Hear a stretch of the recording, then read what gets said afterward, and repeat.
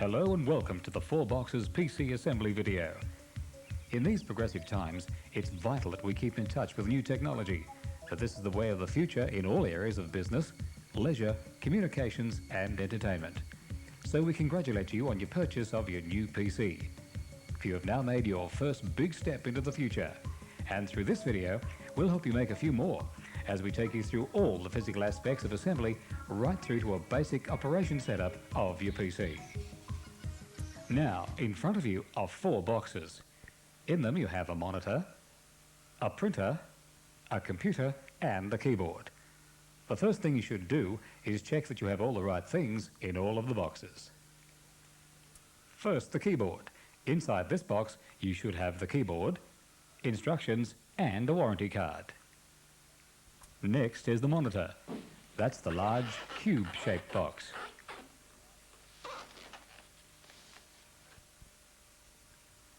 The easiest way to open this box is to roll it over onto its top, then lift the box up so the contents remain on the table.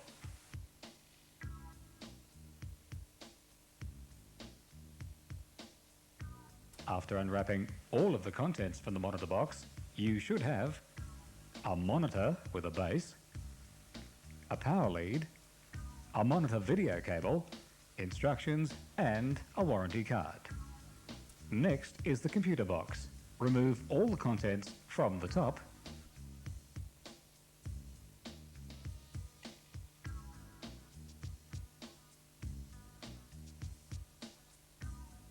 Then remove the computer the same way as the monitor. Roll it over. After unwrapping all the contents, there should be a computer, a mouse, some software, a power lead, 2 speakers, a manual and a warranty card. Lastly, unpack your printer the same way. Inside there should be a power cable, a printer cartridge, instruction manual, warranty card and printer. At this point, you'll need to look at your printer manual to find out what packing pieces need to be removed. Packing pieces protect the printer heads and roller while in transit, but they must all be removed and cartridge installed before the printer can work.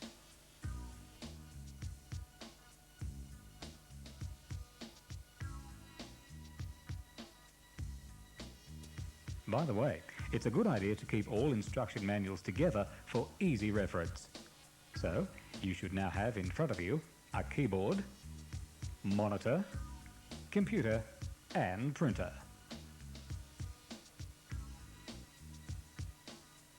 What you need to do now is work out where you want to put your computer.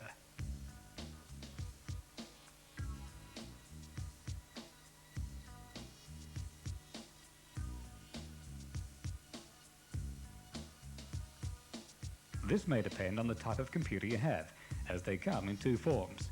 The tower computer, like the one we've been using, or the desktop computer, which stands horizontally, usually under the monitor like this one. There's no difference in how these machines operate, apart from the fact that the CD-ROM drive must always be horizontal to operate. If the CD-ROM drive is not horizontal, then it will not operate. There are 2 other things to consider when positioning your computer. First is, don't place your computer in direct sunlight. This won't hurt your machine, but it will damage your disks. The second is make sure you leave at least 10 centimeters of clearance behind the machine to allow airflow through the machine. Now you have determined where you are to position your computer, the next thing you have to do is plug in the power cables.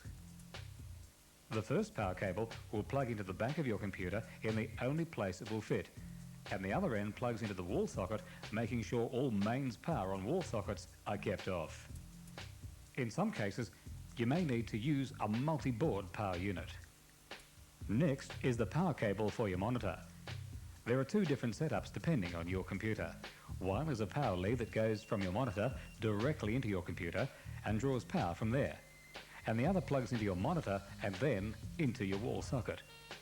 If you have one of the new high-resolution monitors, it should only be plugged into the wall socket, as its power source should be direct and uninterrupted. Now comes the video cable. This is a fairly thick cable with a male 15-pin plug at one end and goes from the back of the monitor to the back of the computer. You will have to tighten the thumb screws to stop the plug from falling out. In some cases, the monitor video cable will not be permanently fixed to the back of the monitor. This means that you have to plug one end into the computer and the other into the monitor. Now to plug in your keyboard. There is a cable running from your keyboard. At the end, there is usually a round plug. This plugs into the back of your computer, usually in the center area. There's a ridge on the plug to indicate which way it is to be inserted. The plug will only go in one way, so don't force it. As a matter of fact, don't force anything. If it doesn't fit, it probably is not meant to be there. Next is the mouse, your pointing device. This too is fixed to a cable, and at the end you will find a 9-pin female plug. This usually plugs into the 9-pin socket called COM1 or Communication Port 1. And COM2 can be used for other components like an external modem or scanner. Now you can plug in your speakers. First you'll plug one speaker into the other, and then you'll plug that one into your sound card, located on the back of your computer. Plug it into the small round socket marked speaker, usually the middle socket on the sound card. And please note that most speakers on the market today use batteries. These go in the speaker with the on-off switch, and remember to turn them off when not in use. If you have a game controller or joystick, this will plug into either the 15-pin socket on the back of your computer or on your sound card. With your modem instructions and software, there should be a cable that looks like a standard Telstra phone cable. One end plugs into your phone socket and the other end into your computer. The one marked line in, the other one marked line out can be used for your phone when you're not using the modem. We suggest that you use a splitter like this on your Telstra wall socket so your phone can be used when your computer is turned off.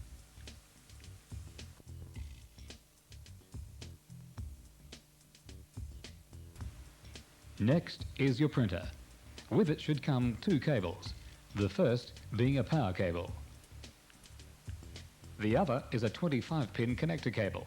One end plugs into your computer and the other end is a Centronics connector, a flat piece of card with 25 gold edges.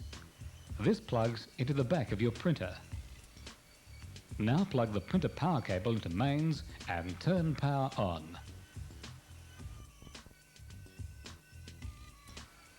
Turn the printer on and insert the cartridge.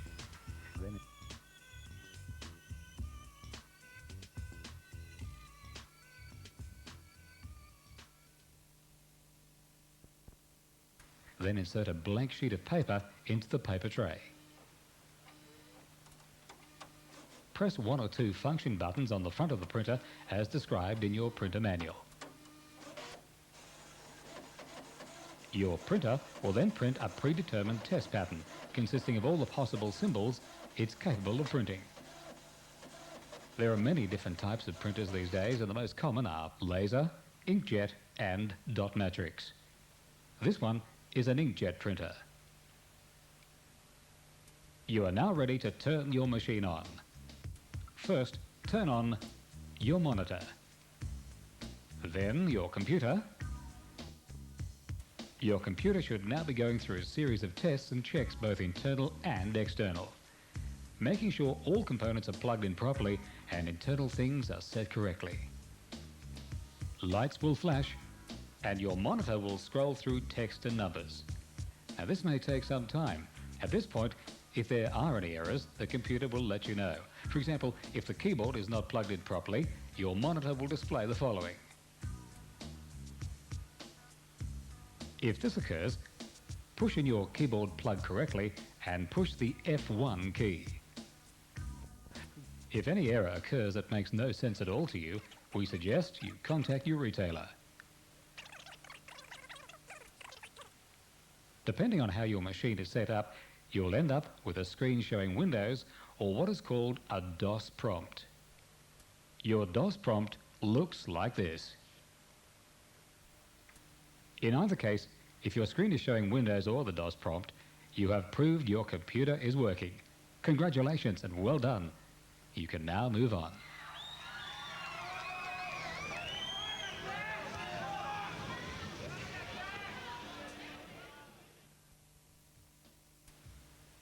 Whether your computer is a tower or a desktop, there are a number of buttons and devices.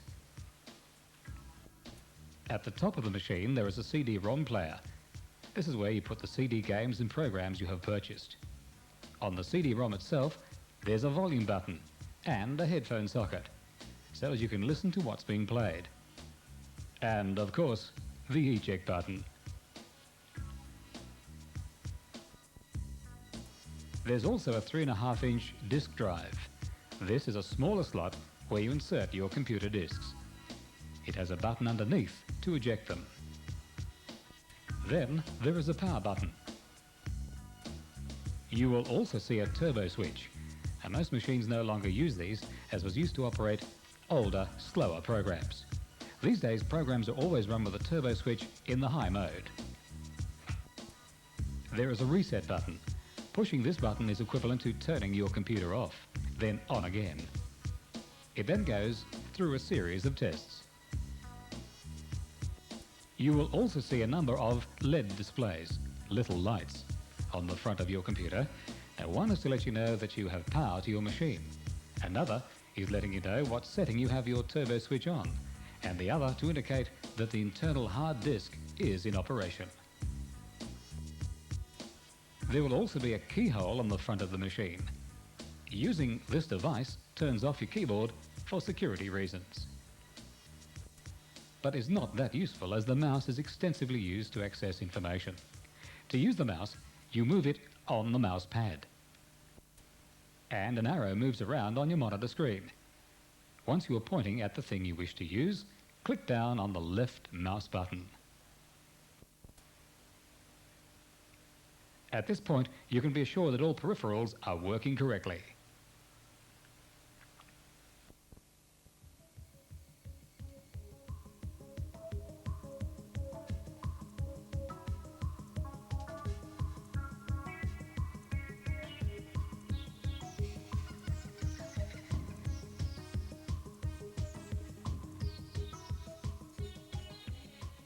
When you purchase a new computer, your retailer usually loads a version of DOS and a version of Windows.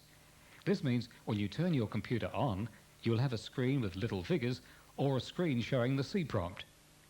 In this case, type Win and push Enter. This should bring up the Windows program. If not, type CD/Windows, then hit the Enter key. Then type Win and hit the Enter key again. This will bring up the Program Manager from the Windows program.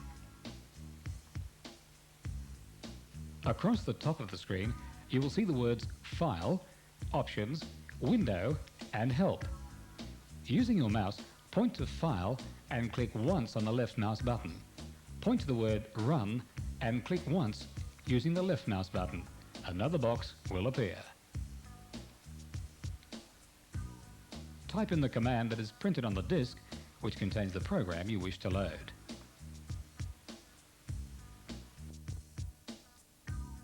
Insert the disk. Using the mouse, point to the OK button shown on the screen and click the left-hand mouse button once. Then it is a matter of following the instructions as they appear on the screen. If you were loading a program from drive A, you would type A:\setup, and for CD-ROM drive, you would type D:\setup. Microsoft programs use the word setup to copy new programs onto the hard drive, which is generally called C. Most other companies use the word install to copy programs. Now, to test your modem, you need to click on the accessories icon. Then point to the terminal icon and click twice quickly. Then a single click on the menu item called Settings. A drop-down menu will appear, then click once on Phone Number. Then type in the number 01924, then click once on OK. Then a single click on the menu item called Phone. A menu box will drop down and then click once on Dial. What should happen on the screen is a series of letters will appear on the first line, then OK on the next line. You'll hear a dialing sound and then the word ringing will appear. Then the word connect 1200 or 2400. Click on the word phone, then click on the word hang up. If all this happens, your modem is working correctly. Well, we'd like to say you have done a fine job, but before we go, we're going to remind you that it's a good idea to read all your manuals and instructions very, very carefully, especially the parts on care and maintenance. Now that this video has assisted you in the setup of your computer, you're ready to begin your journey into the future.